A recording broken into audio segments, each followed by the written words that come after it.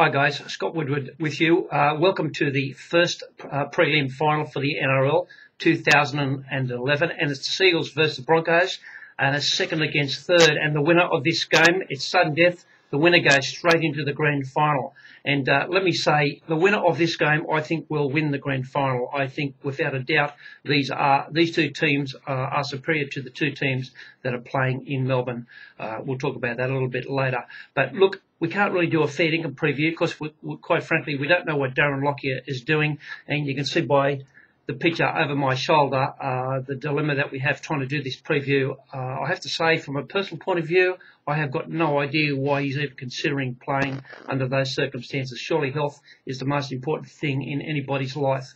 Why he would risk that is beyond my comprehension when he's just absolutely done everything any footballer can do. He's got nothing to prove. He's just been a wonderful player, and I just hope if he does play, everything works out okay for him. There's nothing medically bad can happen from the game.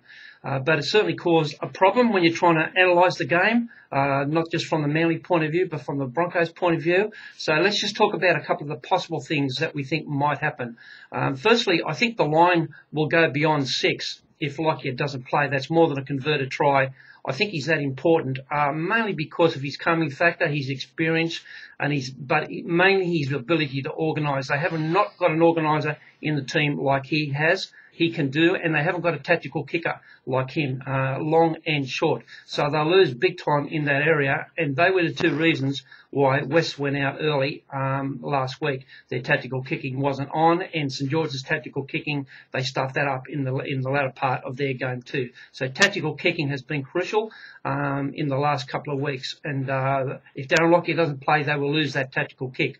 Let's just have a quick look at some of the ends. Obviously, if Lockyer doesn't play, Matt Gillett will come in and play, and what that will do if he does play 5'8", he's a better defender, more of a block-busting runner, and certainly much stronger. But he hasn't got Darren Lockyer's organisation ability and doesn't kick like Darren Lockyer. Sam Thaiday, their most experienced forward, comes into the pack, and that's a massive in, and that allows Ben Teo to go to the bench. David Huller will drop off there. It's a fantastic-looking Brisbane side, but so is the Seagulls side. They're all set as they went around last week. There's no change there. Joe Nulliveo copped a knock to his head. I'm told that he's okay. There's no problems with him, and he's been very important to them in the last few weeks. Reid injured his shoulder last week, but he's okay to play. There's no problems there. Let's just talk a little bit about some of these players. I just could not be more impressed about Dale Cherry Evans for Manly. I made a statement, wrote a story for the Raw through the week that Dale Cherry Evans will be the greatest halfback ever to play for Manly. You might think that's a big statement, but I don't believe any of the halfbacks that they've ever had have got his skill. And he's only a baby. He's only just turned 22. This is his very first year in NRL. He's the Rookie of the Year, and really there's just no telling how good he can be. He just keeps getting better and better. I thought he would have got tired and dropped off by now, like some of the St George players did when they had a lot of football, but he just keeps getting better and better. It's a sign of a great footballer. No doubt he has got representative honours down the track. Joe Nulliveo, I think he's only paid $60,000 to play football. He does a lot of travelling on the bus to get there, and he's been the unsung hero in the forward pack. He's go forward, straight up the middle, hard, kamikaze-style runs, was one of the reasons why the Seagulls got back on track when they played the Cowboys 2 weeks ago. Anthony Watmoe has stood up when it was counted. Glenn Stewart is not there. Anthony Watmoe said, I'll take over that role, and he's been wonderful. Yeah, he makes some mistakes, but his discipline's been good, and his work rate is just fantastic. Great guy to have in your team. I know he's got some issues, but you want him in the trenches with you when the times get tough. He's been outstanding, Anthony Watmoe. Tony Williams, we've always known that he's had unbelievable ability, but I don't think too many people knew that he could play 80 minutes in the second row and cause problems every time he gets the ball. He's just been a wonderful rise to stardom, Tony Williams. It's just a fantastic balanced side. Manly. And don't forget, if they win this game, they get Glenn Stewart back next week. Brett Stewart, he's not going as good as ever, but he's not far off it. He's going very, very well. Michael Robertson never has a bad game, sensational. Jamie Lyon, arguably the form centre in the competition. Steve Matai is wonderful with his hard hit-ups, and he should probably play for New Zealand. Will Hopewadi, we all know how good Will is and the wonderful future he will have when he gets back from overseas. Current form, come back to some good form 2 weeks ago. He dropped off. I think that little break did him the world of good, and we can look forward to seeing him doing very well. Shane Rodney, another unsung hero. He's plugged that hole for Glenn Stewart very well as well, and I liked what I saw of him. Jamie Bura, come off the bench. George Rose, he's the one guy, if I have to say, I'm disappointed with, is George Rose. The way he got back in defence, very slow. He needs to lift George Rose. He's the one guy in the Manly side that I've been disappointed with. Everyone else is absolutely on fire.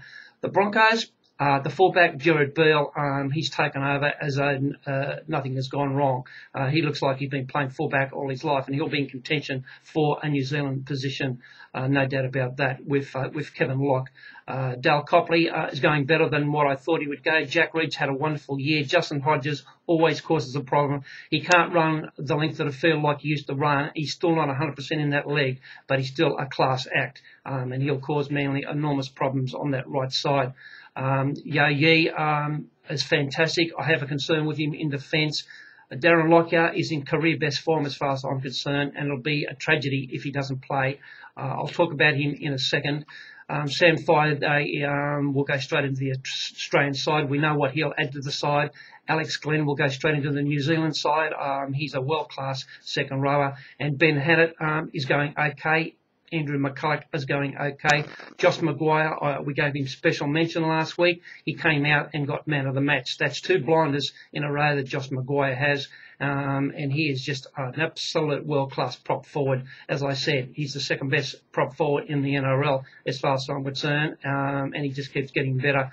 There has been no better forward for the Broncos than Corey Parker. I couldn't tell you the last time I saw him have a bad game. All in all, this is a wonderfully balanced side. We're not quite sure what role Matt Gillett will have in this side, but whether he plays 5'8", if he plays 5'8", they're going to lose a lot from the bench.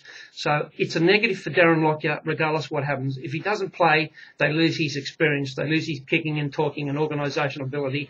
And if he does play, there's no way known that he can be right in defence. Have a look at that picture behind me.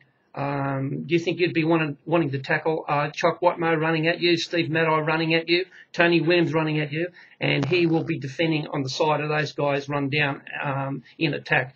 There's no way. Look, Darren's not the world's best defender anyway, and there's no way he could put his head into a tackle and try and tackle those guys. So they're going to be losing in defence big time, and it's going to be a very big problem on their 5th tackle options when he goes to kick the ball. You'd have to think that he'll rush the ball a little bit more than he normally does and risk of getting tackled with the ball. He's only human. I know I certainly would be kicking it as soon as I got it. Let's be fair, I wouldn't even be on the field in the first place. There's no way I'd go anywhere near a football field if I had 3 plates stuck into my head 5 days before a game. Please. I'm just staggered that he's even considering playing. But he's a great man. Some may say a dumb man. But I really hope it all works out well for him. From the Broncos' point of view, they've got a 6-day backup, a monumental disadvantage. They also have to take a plane trip, which they've taken. They're down here. It's wonderful weather, but they've had to jump on the plane. Stuff ran out of the airport, and they played 6 days ago, where the Manly team have freshened up. They've had a 2-week break, and I'm told that they trained very, very well last week. The break has done them the world of good. There's been no contact, got rid of all those nigglies out of the side. So this will be the first game in a month away from Brisbane for the Broncos. Not only are they away from Brisbane, but they're away from their parochial crowd where they got absolutely all of the 50-50 penalties. And while Manly aren't the world's most popular team, they are playing down in their territory, in New South Wales territory, in Sydney territory, and you'd have to think that the 50-50 penalties will be 50-50. And from my point of view, that's all Manly need. I think if Manly can get 50% of the ball, I just think they're going to have too many guns for the young Brisbane side. I've got no doubt that the Brisbane side will come out 1,000 miles an hour in the first 10, 20 minutes, like they have done the last 2 weeks, and they'll just try and blow their teams off the park. They blew the Warriors off the park. They tried to blow the Dragons off the park, but their defence was too good and they hung in, and they were only down 6-0 at half time, and really they should have been down a hell of a lot more. They were dynamic last week, the Broncos. They will try and do the same thing to Manly again this week, try and get to an 18-0 lead or something like that, and that really is their only hope. I think if Manly can hang in and they can minimise their errors and not give any silly penalties away from the Mad Eyes or the Watmos, and they can keep it and don't force their passes and just hold field position, get that ball to Cherry Evans and get that ball to Foran, and have good field position for the first 20 minutes, I think they'll come over too strong for the Broncos. The Broncos look very, very iffy to me when they had to defend their line. Every time the St George got near their line, which wasn't too often, let me say, but every time they did, they looked like getting a try, or they did get a try. And Manly have got a lot more arsenal than what St George have got. And I would expect that they'll run all over the top of the Broncos if they can be close to them near the 40-minute mark. But whatever happens, it's going to be a fascinating game. It was always going to be a fascinating game, but thanks to Darren Lockyer, it's taken on new dimensions.